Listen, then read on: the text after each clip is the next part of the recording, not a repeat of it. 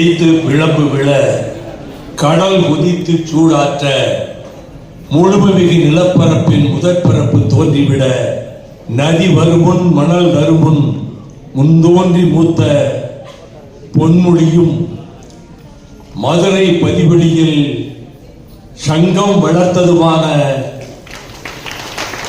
உயிர் தமிழே என் சிறந்தாழ்ந்த வணக்கம். நடமாடும் பல்கலைக்கழகம்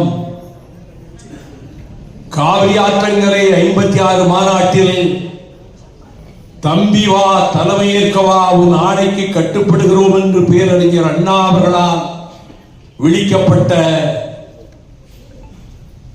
நினைவிலே வாழும் மாண்புமிகு நாவலர் அவர்கள் பெயராலும் நாடாளுமன்ற ஈடு இணையற்ற மாமேதை என்ற வரலாற்றை பொறித்திருக்கின்ற அவரது இளவல் செழியன் அவர்கள் பெயரால் அமைந்துள்ள அறக்கட்டளை எங்கள் வாழ்வும் எங்கள் வளமும் மங்காத தமிழென்று சங்கே முழங்கு என்ற சங்கராகம் செய்த பாவேந்தர் பாரதிதாசன் தமிழ் இலக்கிய மன்றம் இணைந்து நடத்துகின்ற அறிவாசான் தந்தை பெரியார் பேரறிஞர் அண்ணா அவர்களினுடைய நினைவு சொற்பொழிவு நிகழ்ச்சிக்கு தலைமை ஏற்றிருக்கின்ற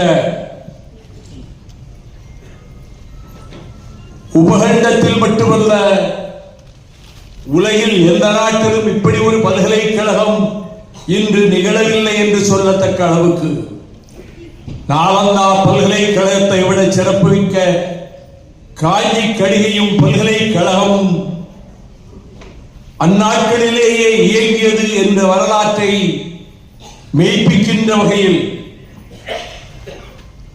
உலகத்தின் 73 நாடுகளினுடைய மாணவர்கள் வந்து பயில்கின்ற வெற்றி சங்கொலி எழுப்புகின்ற விஐடி பல்கலைக்கழகம். அதிலே இங்கே பயில்கின்ற மாணவர்கள் 40,000 பேர்.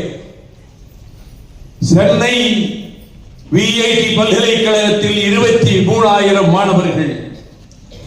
அமராவதி பல்கலைக்கழகத்தில் 17,000 மாணவர்கள். போபால் பல்கலைக்கழகத்தில் 16,000 மாணவர்கள்.